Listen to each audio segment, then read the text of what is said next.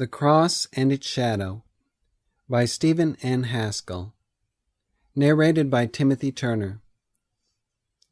Chapter 19. The Day of Atonement, or the Work in the Second Apartment.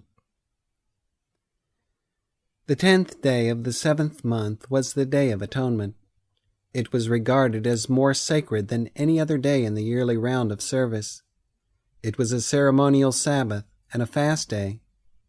The Israelite who did not afflict his soul upon that day was cut off from among the people. So sacred is the day regarded, even at the present time, that although the Jews have rejected Christ, and few have any regard for the Sabbath, yet when the 10th day of the 7th month comes, no Jew will do any business or work upon that day, however wicked he may be. There were several sacrifices offered upon the Day of Atonement. Before he entered upon the regular work of the day, the high priest offered a bullock for himself and his house. The chief service of the day was the offering of the goats. 2 goats were brought to the door of the sanctuary, where lots were cast upon them, one for the Lord, the other for the scapegoat, or Azazel.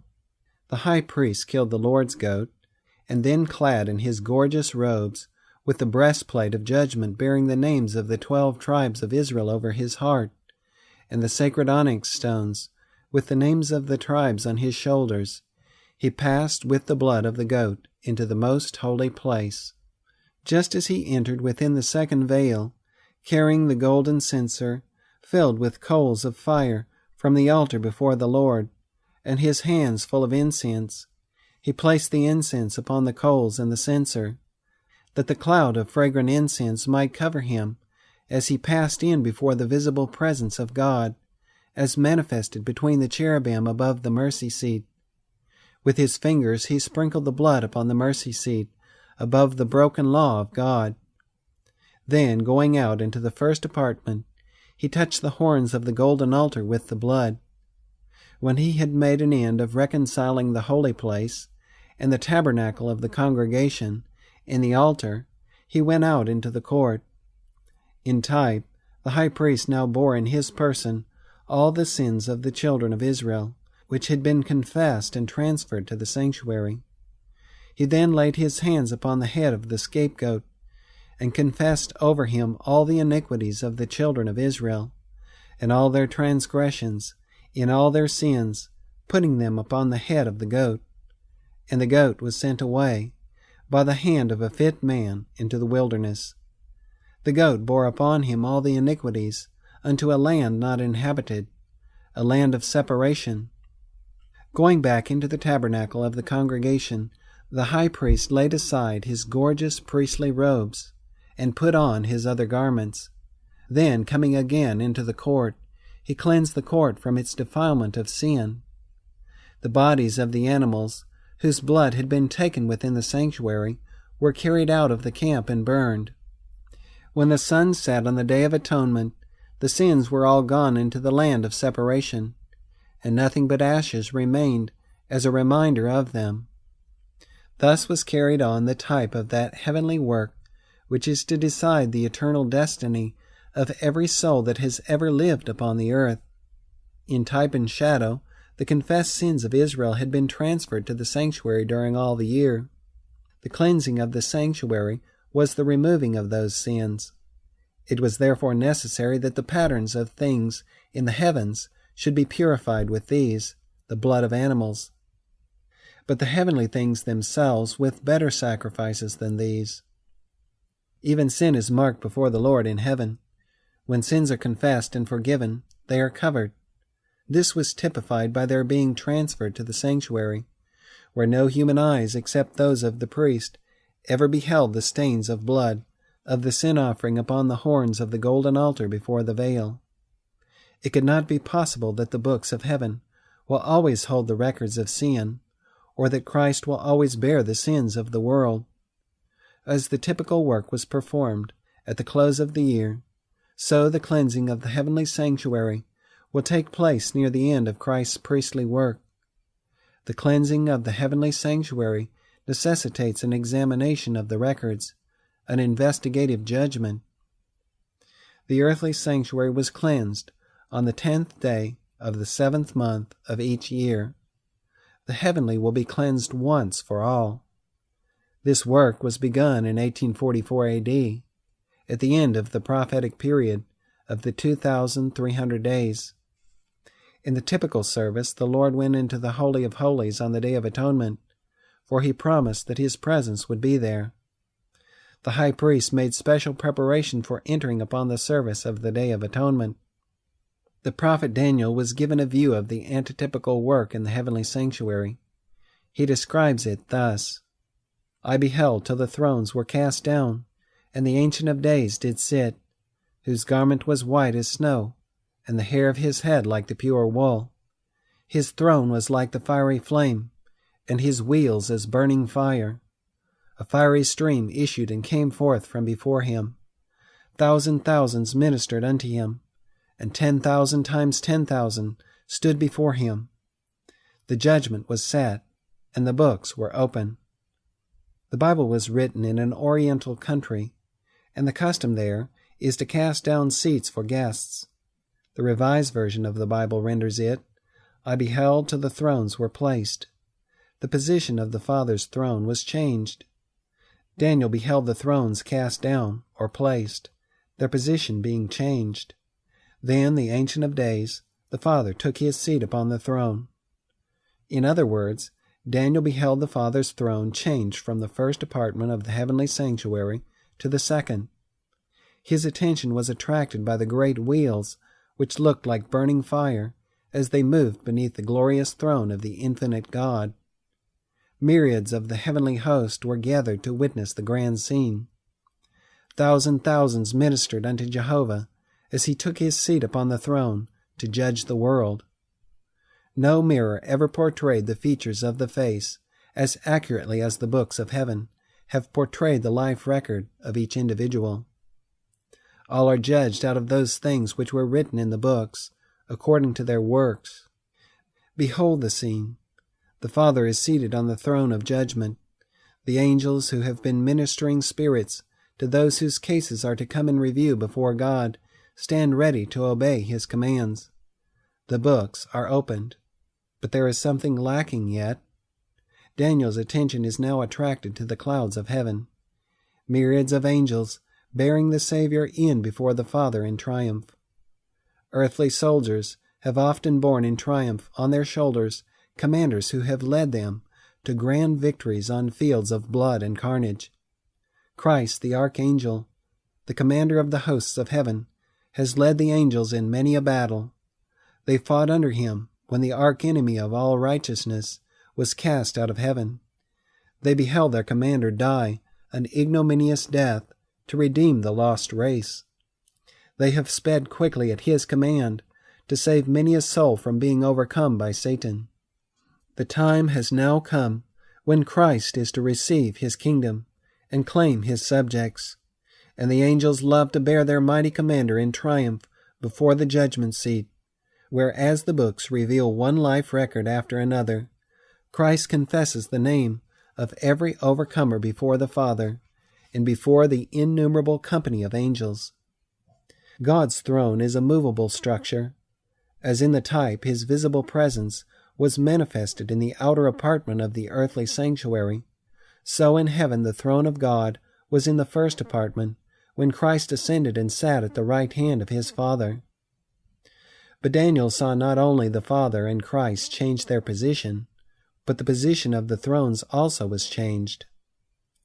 When the judgment was set and the books were opened, type had met antitype.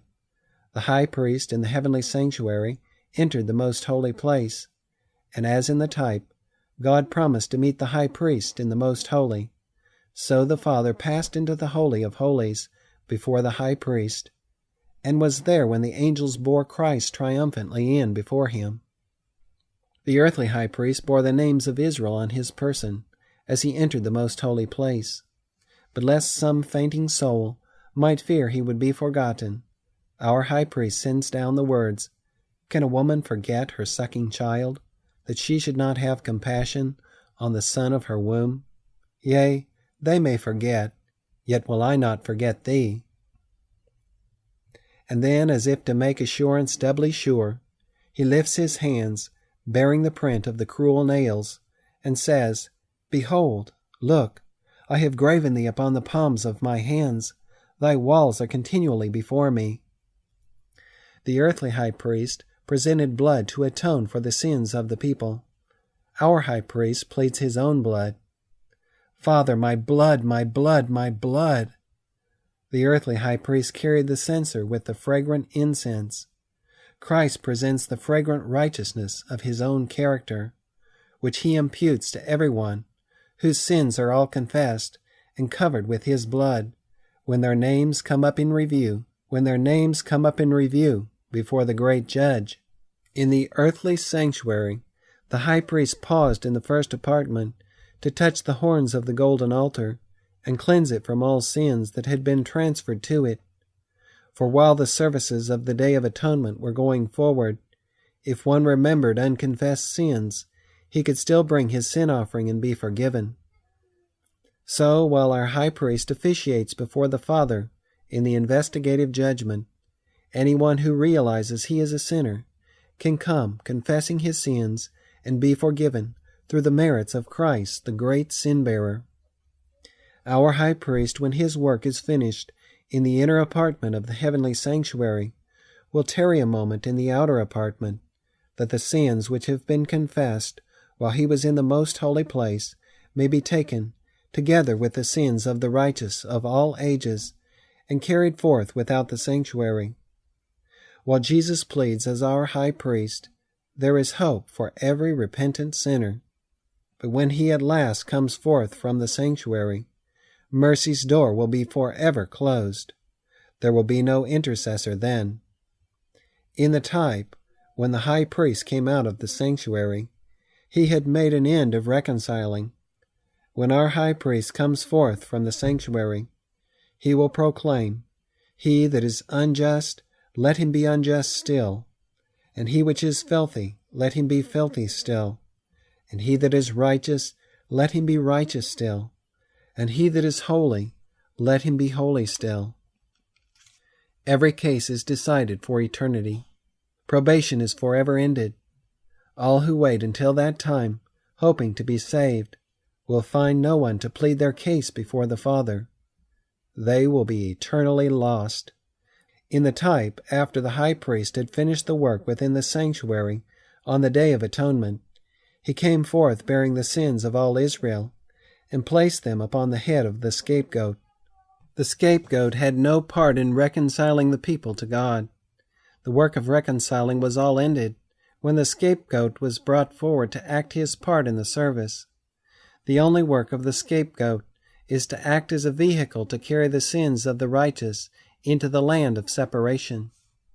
The term scapegoat has become a synonym of an evil one.